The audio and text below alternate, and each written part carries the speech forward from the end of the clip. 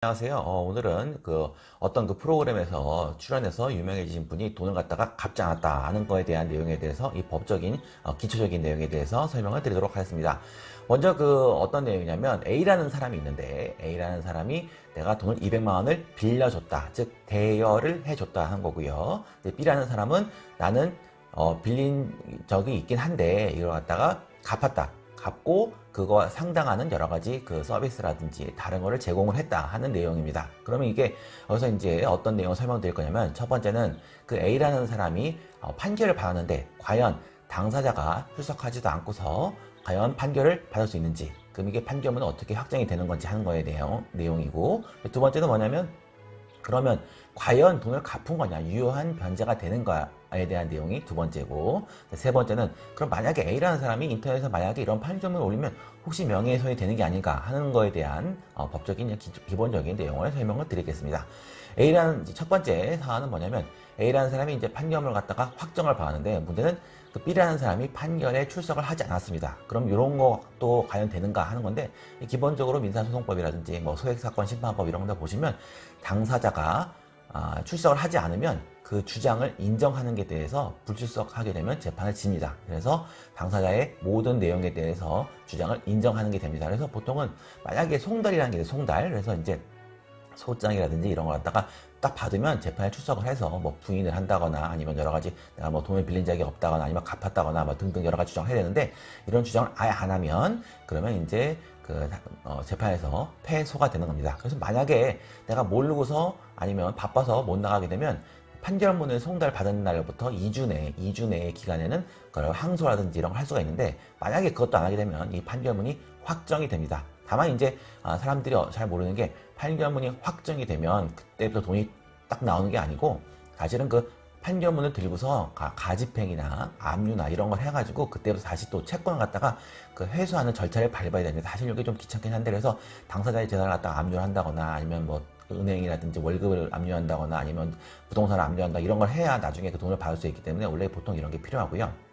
두 번째가 이제 문제가 핵심이 뭐냐면, 돈을 나는 갚았다 하는 내용이 과연 타당한 건데, 여기서 이제 핵심적인 개념은 이 대물변제입니다.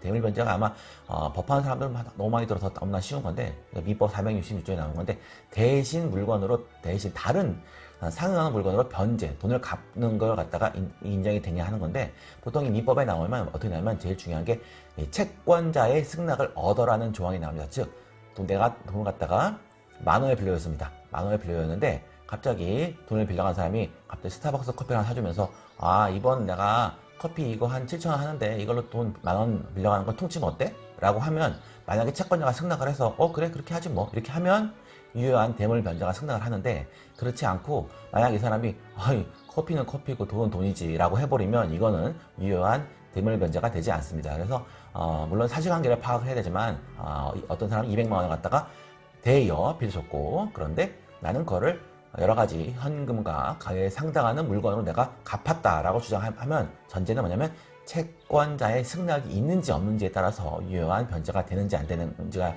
달라지는 거고요. 다만 이게 대부분 현실에서 이런 대물변제가 많은데, 이게 유효한 계약서라든지 이런 게 없는 한 인정이 사실 안 됩니다. 왜냐면 워낙 이렇게 갑질하는 사람들이 돈을 빌려주고서, 그러니까 돈을 내가 빌려가 놓고는 갈 때 갚을 때는 다른 물건을 갖다가 나 갚았지? 예를 들어서 중고차 잘 나가지도 않은 거 갖다가 주면서 퉁치자 이렇게 해버리는 수가 있기 때문에, 보통은 계약서라든지 이런 게 있어야만 인정이 되는 거고요.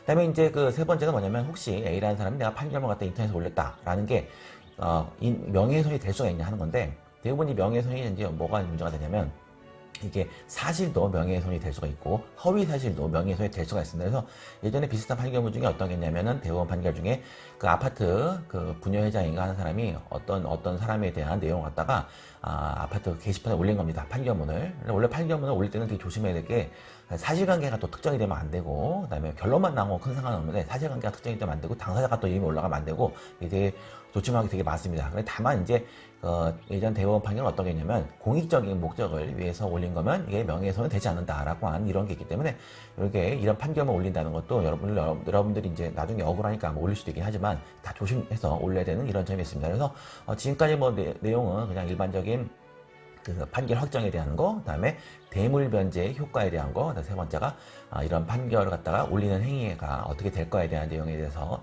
알려드렸습니다. 감사합니다.